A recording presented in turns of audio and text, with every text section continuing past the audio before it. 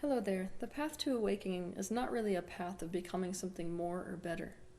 The path of awakening is more a process of uncovery. So let's say that you can imagine yourself as a lotus that's closed, and inside is your truth, your essence. The process of awakening is a process of peeling these petals back so that you can actually see your essence, what you actually are. Now, all a spiritual teacher does is to point out the things that are blocking you from discovering your true essence. So they're the ones who point out what these petals that are covering your essence are and give you strategies with how to peel them back. But something interesting to note is, in the human race, there are common themes for the types of barriers that prevent a person from discovering their true self and their true essence. For example, there are common themes amongst races, religions, countries, towns, families, and genders. Today I'm going to expose the top thing that's preventing awakening for women and the top thing that's preventing awakening for men. Let's start with the women. The single biggest preventative for awakening, as it applies to women, the single biggest barrier for what we've been calling enlightenment, is manipulation. Now, manipulation is a form of inauthenticity. When we as women are in a space of authenticity, we can be ourselves completely, and as such, knowing what ourselves really are, we can directly meet our needs. But this process is derailed for women of Earth. When we are not in a state of authenticity, which is a state of empowerment, our self-esteem plummets. We cannot be ourselves and we cannot meet our needs. When we can't meet our needs directly, we begin to meet them subconsciously and in indirect ways. This is what manipulation is. We portray ourselves in false ways so as to be accepted by others and then try to influence others to do what we want them to do so our needs are met. For example, somebody who needs to be protected may not be able to ask for that directly, so indirectly, what do? They create scenarios where they are the victim, where they need to be protected in order to get that need met. I'm just going to give it to you straight. For thousands of years, women have been shamed for even being women, led to believe that we're evil, led to believe that we're basically the root of where all sin comes from. We've been oppressed, we have been dominated, and as a result, we don't show up. As women, for thousands of years, we have been expected to be the perfect picture of righteous goodness. Otherwise, we're evil. In fact, this identification that is imposed on us as being such good girls has made it so that we, in order to be accepted by society, have to disown all of our natural instincts. We have to disown our sexuality, otherwise we're a seductress. We have to disown any of our anger, otherwise we're a bitch. So this disowning happens to a degree where we no longer have access to the truth of ourselves. So for example, let's say that I go to the Bible Belt of the United States. Those girls are a perfect example of girls who are indoctrinated so much in this good girl philosophy that if I try to get them in touch with the fact that they feel any rage in them or the fact that they feel carnal sexual instincts, they're not going to even be able to hear me. They're going to look at me and be like, I don't know what you're talking about. Because literally they're that disidentified with the truth of themselves. In other words, we disown natural instincts, disown any emotions that were seen as bad, disown our power, disown any truth about ourselves that make us seem not good by societal standards. But this disowning process within women has become very dangerous because anything buried deep enough will soon become unconscious. For example, a woman who's forced to bury her jealousy will not be aware that she is jealous even when she's actively trying to destroy the success of someone she's jealous of by slandering him or her. By doing this, she gets to feel better than the person she is jealous of. Her need in this scenario, which is to feel good about herself, is now being met in highly subconscious and destructive ways. She is manipulating other people to see her as better to get this need met through the slander. Because she cannot see any of this truth about herself, because it would make her see herself as a bad person, she will maintain that she's a good person and that the person who she feels jealous of is in fact a bad person. So I'm just going to give it to you straight. This is the only form of empowerment that women have been left with. The empowerment is being able to manipulate men and other women and children. And here's where it gets really scary. Women have gotten so good with their manipulation, they fool themselves. Not only that, they fool everyone else. Here's what I mean by that. Let's say that a woman wants to turn you against someone else. They're not going to directly do that. They're going to wait until you have a frustration with that person.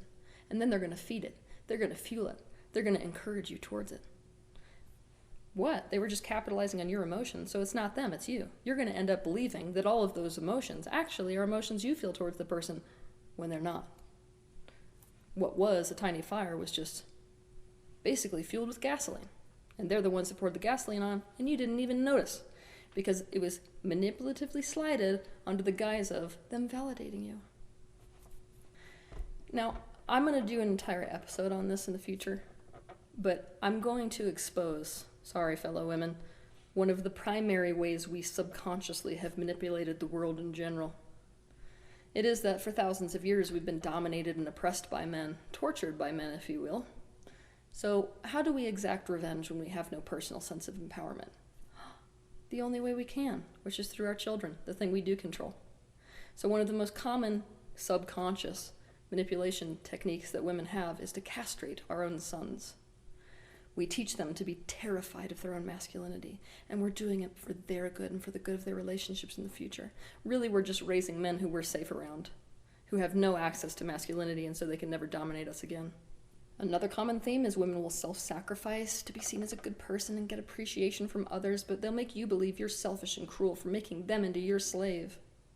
They'll show you one face and show another behind your back. They'll play the victim control drama to be seen as good and right and gain control, and the list goes on and on and on and on and on.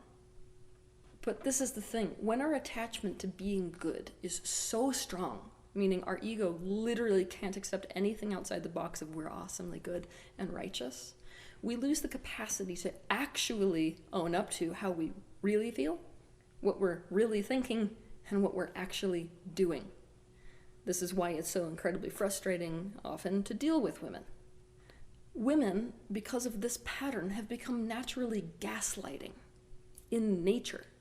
So for example, this woman, it could be obvious that she hates this other person. Just, oh my God, so obvious that she's just angry and is constantly trying to usurp them and then snips at them in like passive aggressive ways. But if you bring that up to her, she'll be like, I have no idea what you're talking about. I love them. They just never really accept me. So even when the words and actions and energy scream the opposite, they'll be saying this. That is a gaslighting scenario. And the problem with that is it makes it impossible to awaken. If you can't actually see the reality, there's nothing to do anything with. If you can't admit to the fact that you hate someone, you can't do anything with the hatred.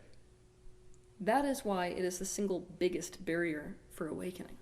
It's basically living in a walking state of denial.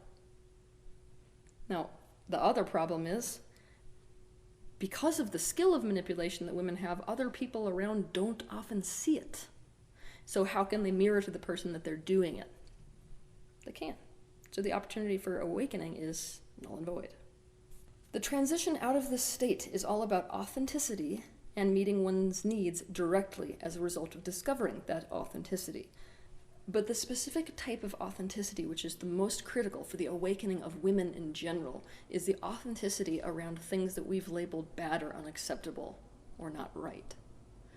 Those are the things we have to start seeing about ourselves, seeing the fact that we actually have rage, seeing the fact that we actually do wish that those people would break up, seeing that we have the need to be the center of attention, seeing that we want someone to take care of us completely. Those types of not savory things are the things that we have to start to own if we want to awaken. Once she admits to the things within her that are like this, she can see what is actually going on and address those things directly. She can see what she's actually thinking and address the thoughts directly, what she's actually doing and what she can do to change those behaviors directly, and even why she's doing those things. The next step is to meet her needs directly with the information that she now has at her disposal. This is the step of ultimate personal empowerment. When this occurs, the manipulation stops and the door is open for the true power of divine feminine to flow into her embodiment. If you want a plethora of information about this step, watch my video titled Meet Your Needs. Now let's go for the men, shall we? The single biggest barrier to awakening, what prevents what we call enlightenment for men, is disconnection. Now, disconnection plays out in men's lives in all kinds of ways. Disconnection is a state of being detached from something. Men can be detached from their emotions, detached from each other, detached from their partners, detached from their own essence, detached from their children, from their hearts, from their true desires, from the impact they have on others, and the list goes on and on. For thousands of years, little boys have been put in traumatic situations. Now, the hallmark of a traumatic situation is that it's a situation that causes distress that cannot be resolved. Now, distress, by its very nature, it puts us in touch with our vulnerability. But wait, society is not okay with vulnerability. It says, you're weak if you feel that. You can't be a man and accept those things, and you can't make anything happen if you're admitting to your vulnerability. So what do? As a little boy, when we feel all these vulnerable feelings, and we're feeling pain, and yet society says, no, it doesn't exist. It doesn't exist in you or you're weak. It's unacceptable if it's there. There is no option other than to detach from it. They detach from the emotions first, then disconnect from the thoughts that created the emotion, and then cope by finding ways to minimize the way that they feel. Ways to think about the situation, things to do that wipe those sensations that are true to themselves away. They cope with the cruelty by detaching from their need for others and by normalizing cruelty so as to not feel the pain of others.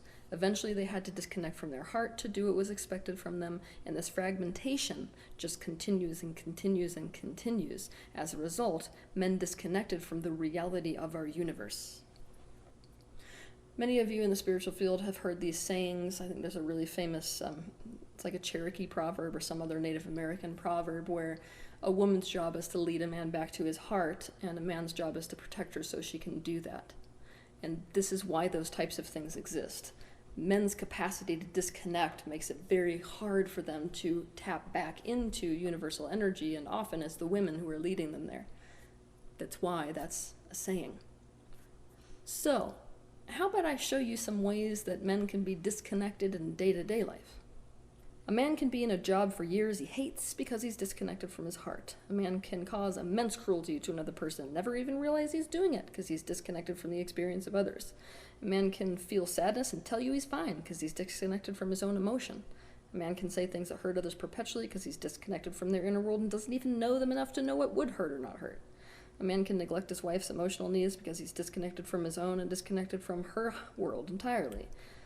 Perhaps she's just a living trophy for him. A man can have a one-night stand and not think about the person he slept with the next day because he's disconnected to a degree that he can mutually masturbate with no emotional connection. A man can be so focused on projects he's doing with his kids that he fails to connect with the kids when he's even doing it, and they feel neglected and as if the project is more important than them because he's completely disconnected from his children's worlds and feelings and thoughts and desires and needs. A man can do things in a certain way and have no awareness about why he's doing it because he's disconnected from his own childhood. A man can believe in a truth or do something without questioning it at all because he's disconnected from his own inner voice and conscience. A man can look at the world and not recognize himself and other things in the world or his connection to them to the degree that he can declare war that kills millions. Okay, so to harp on the last point, men can be so incredibly disconnected from other people, from emotional states in general, having no concept that he has anything to do with other things in the world, that he can declare war and tyranny. This includes tyranny over women. And this is where the cycle feeds itself. This capacity for men to disconnect fuels manipulation in women because it creates a tyranny state where a person has no personal empowerment, and so the only way to meet their needs is manipulatively. And also, when women get into that manipulative state, that scares the crap out of men, quite frankly, because energetically we are all tuned in enough to sense when there's a discrepancy. What do? They cope by disconnecting. So the cycle goes, and our greatest barriers for awakening fuel each other's greatest barriers for awakening. Now, wait. I know where you think you have me beat, right? Spiritual men must be the exception to this rule of disconnection. Think again. because spirituality can be the very greatest tool for disconnection. Don't believe me? The spiritual teaching, pain is an illusion, is a way to disconnect from the reality of other people's pain. The belief that the higher self has no external needs, and the identification with that self over all others is the way to disconnect from needs that aren't being met by others and the pain that that causes. Positive focus can be a way to disconnect from half the reality of life and all of one's negative emotions. Open relationships and polyamory can be a way of disconnecting from one's own fear of abandonment and fear of attachment. Disidentification can be a way to disconnect with life. Spiritual medicines can be a way of disconnecting with reality and with one's physical embodiment. And the list can go on and on and on. The transition out of this state of disconnection is quite straightforward. It is connection. Learning connection and reconnecting is the answer for men on planet Earth. Now, what does this mean? This means reconnection with his inner truth, reconnection with his essence, with his emotions, with his inner child, with his suppressed subpersonalities, with his true desires, the feelings and experiences and needs and desires of others. To enhance this process, I suggest you watch my video titled How to Feel and How to Connect with Someone. Perhaps the most interesting thing to recognize about both of these barriers to awakening for men and women is that they both have the same root, which is powerlessness. In other words, both are coping mechanisms designed to deal with the sensation of being completely powerless. But being aware of these directly, as well as the fact that powerlessness is in fact what we're dealing with, that is the door to awakening. That is the door to further enlightenment for both men and women. Have a good week.